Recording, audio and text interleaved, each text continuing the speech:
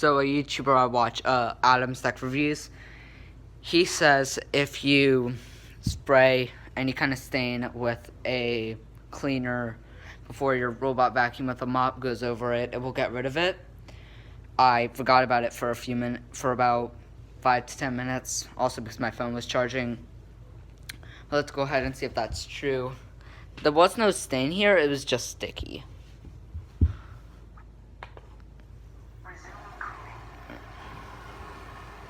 So let's see if the ED gets rid of it.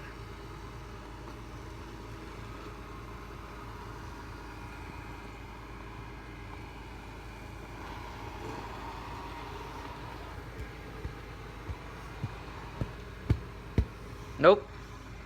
Not sticky at all. Okay, it's gonna go over this little area, which I did feel some stickiness. Stains are gone.